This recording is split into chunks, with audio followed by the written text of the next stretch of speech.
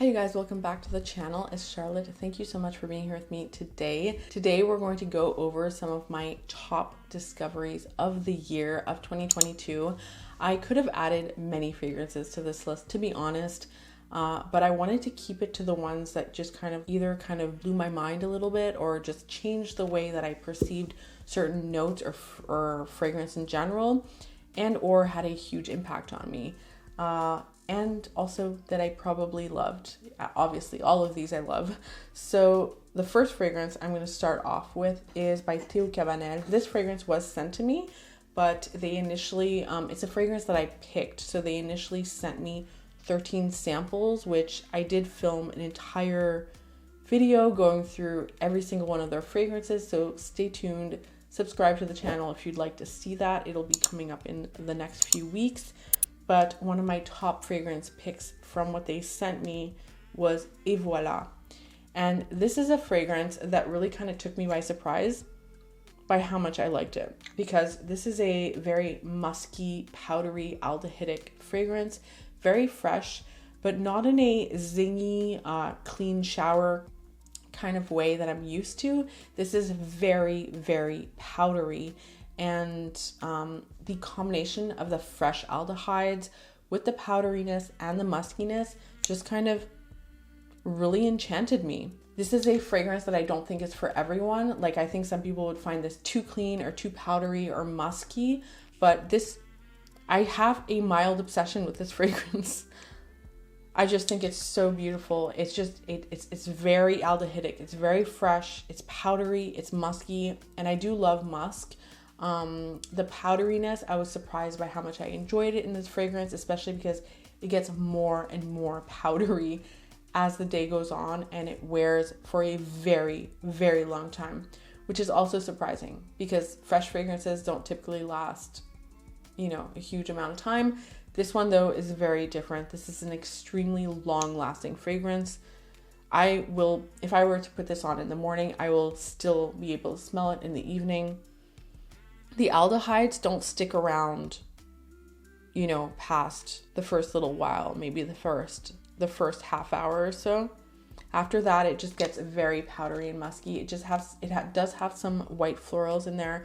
I'm not sure if it has some sandalwood. It might, but it's mainly all about that powdery, muted white floral with a lot of musk.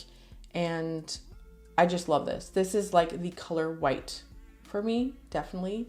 This is clean linen, white, but still very cozy. I guess it's the powderiness and the musk which lend a very, very cozy element to what would otherwise be a more fresh out of the shower, invigorating sort of fragrance.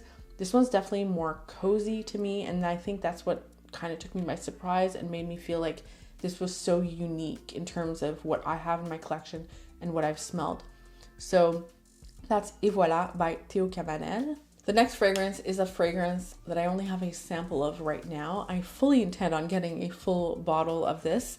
And this is a fragrance that, when I saw the notes on paper on Fragrantica and looked it up, I was like mind blown by how it basically had a combination of all of my favorite notes in one fragrance, which never really happens. I will see fragrances that have a combination that I enjoy, but not all of the notes in one fragrance. So it has tuberose, it has milk, it has incense, it has some vanilla and musks, it has some cacao. This was just, right away I knew this was going to be heaven in a bottle, so I'm not surprised that I love it as much as I do. That is Blanchebet. Blanchebet by Liquide Imaginaire. And this fragrance, you guys, just wowed me so much. Now, I did make a video that's not posted yet, so I'm gonna, not reveal everything. But this is definitely a love at first sniff. I was not surprised that it would be, but I got the fragrance sample because I was like, I don't want to be let down, by a full bottle. It's definitely on the pricier side, and then be let down. This is not a letdown. This is a beautiful, creamy, milky tuberose that settles down and becomes a little bit more gourmand in the dry down. Now, I did want to know how it kind of differed from something like Love Tuberose by Amouage, which I have and definitely love, and I describe as a sort of like tuberose ice cream fragrance. So definitely gourmand and lactonic. This one is a little bit more dark. It definitely has some incense in there that comes out, which I absolutely love. It's a little bit more complex, but it's just as beautiful. It's definitely not redundant, and not that I was worried it would be, but I wanted to know how they differed, you know what I mean? And while I still need to figure that out completely, because like I said, this is just a little sample that I have and I haven't been able to wear it much, but this is just beautiful. Very lactonic. I don't think this is for everyone. I do see how someone could find this like too lactonic as well. For me, that's usually a sign that I'm gonna love it. I love a overly lactonic fragrance. And this is just beautiful. I am going to save some more details of what I think about it and how it develops for that other video that I already filmed, because in that one I go a little bit more into details on how it develops and stuff on the skin. But this is just a fragrance that blew me away, and that right away when I smelled it, I was like, yes, I'm late to the party. Definitely worth the hype in my opinion. And it's a dream fragrance in a bottle to me, for me. And I can't wait to have a full bottle of it. Now, next, similarly to that one, and how much this blew my mind, is by État Libre d'Orange, and that is The Ghost in the Shell. Now, this is a fragrance that kind of marries some of my favorite perfume fragrance accords all in one in a super unique way, and I just love it. This is super lactonic and milky, but it's still very clean and powdery and musky at the same time. This has a skin note. I say skin, you know, in quotation marks, skin note, which is kind of a fantasy note interpretation of skin. This has a lot of molecular notes in it. And this is just beautiful. It definitely is more lactonic in a lotiony, milky bar soap kind of way. So Blanchebet was more lactonic in a almost edible gourmand quality sort of way. This one is definitely more lactonic in a lotiony, super rich white soap bar kind of way, which I love. But it's equally addictive in its lactonic quality. And I'm just blown away by this fragrance. This is definitely a fragrance that I intend on getting a full bottle of, and it's one of the best and greatest discoveries for me of the year 2022. Again, this fragrance is going to be more discussed in a future video that I already filmed where I talk about Blanchebet and The Ghost in the Shell. So stay tuned for that if you love lactonic fragrances and particularly love unique lactonic fragrances. Stay tuned for that one. Another fragrance that had a huge impact on me was KAYALI Musk 12, which is a fragrance that I started off with in a travel mini like this after I had slept on it for years now. You know, I mean, when did this come out? 2 years ago? And I just never bothered to pick it up. And you guys, I fell so in love with it. I went through this mini, like the dent here was only after a couple of weeks, and I don't do that with any other fragrances. I'm not really an oversprayer to begin with, and also these KAYALI minis, like it takes a lot of use for me to go down. So I knew I needed a full-size bottle, so I did pick up a full-size bottle, and you guys, this is definitely a contender for signature. This is signature scent worthy for me, absolutely. And this is just not only was this a love at first sniff, this is a fragrance that just felt so me, that I just fell in love with, that I just kept reaching for over and over again, that I just fell in love with, and definitely had a huge impact on my year fragrance wise. Definitely one of my top discoveries of 2022. Definitely late to the game, late to the party. A lot of you already knew about this fragrance before, but I did not. I had been sleeping on it, I had been neglecting it, and I was putting it on the back burner, and all along, this was one of my favorite KAYALI fragrances, Musk 12, absolutely gorgeous fragrance. And I would say that for KAYALI Musk, the musk in here very closely resembles the musk in Clean Reserve Skin, okay? And they are very similar, in fact, and I have both of them. I don't know if I prefer this one. I don't know if I have a preference. I think I prefer this one just if I had to choose one, but I absolutely love both of them, and they're a little bit different. This one's definitely a little bit more floral and a tad bit more powdery, but the musk in here is so similar and gives off the same quality. So I do think that if you like one, you would probably like the other, and some people might find them a little bit redundant if you already have one of them in your fragrance collection. But if you're a musk lover, a soft, powdery, feminine musk lover, I don't think you can go wrong with this. It's obviously a musky fragrance, but it also has some floral touches to it. It has a little bit of white floral touches to it. It has some sandalwood in it. It's a little bit powdery, and it's just all around a beautiful musky fragrance that I layer with anything and everything. It can be layered with basically anything if you ask me, but especially layers super well with any floral perfumes or any vanilla based perfumes. Absolutely beautiful. My favorite part of this fragrance is that airy musk. It's a little bit powdery without being too powdery.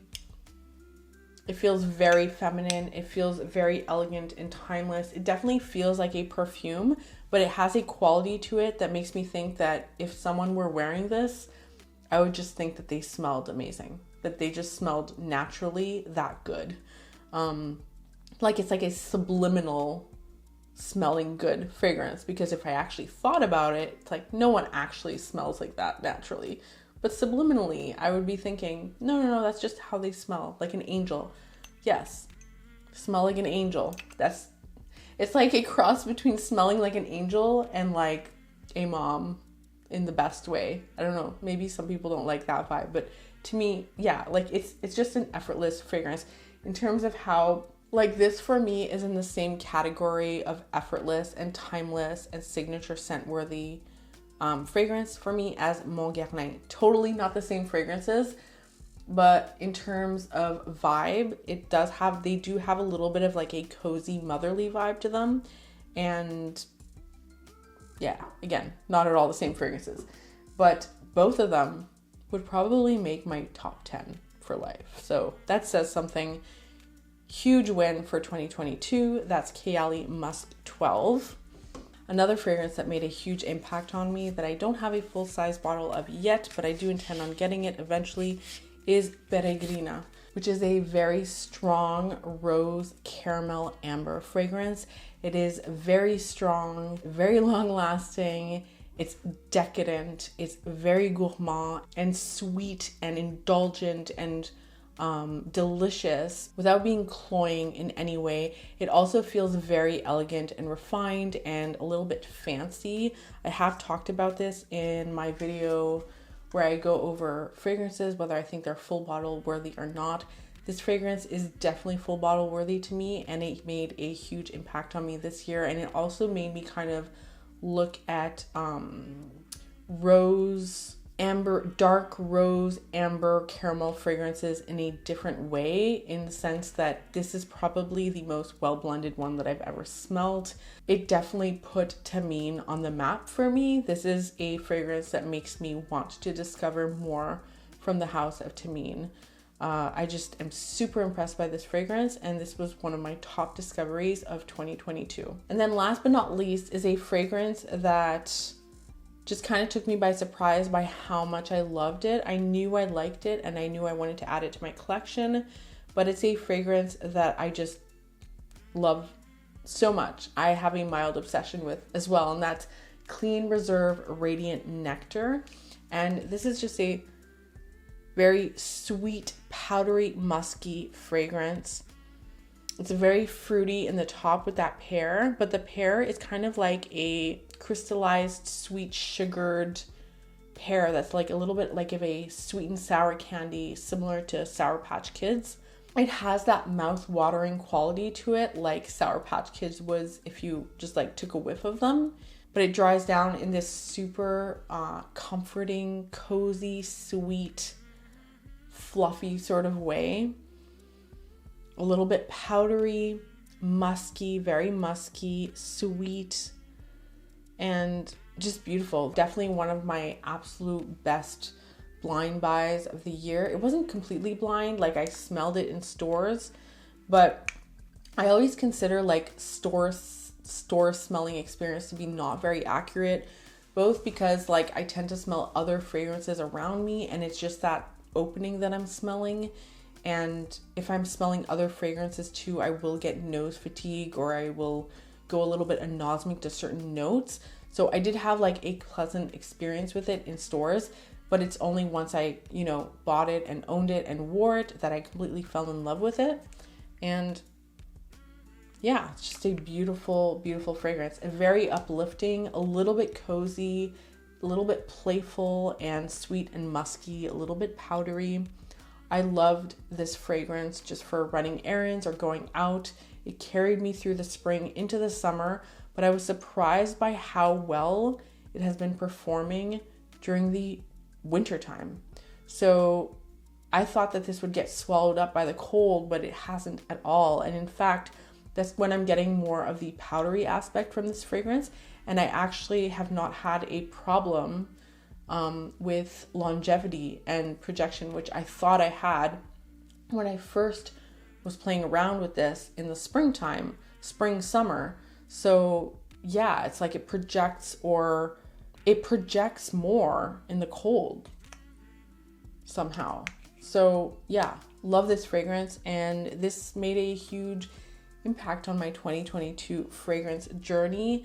I'm also now very intrigued with the new release that Clean Reserve just came out, which is Sparkling Sugar, I think, which when I look at the notes, blackcurrant, nectar, I think, and like some sugar and musk, I'm like, how similar to this is it going to be?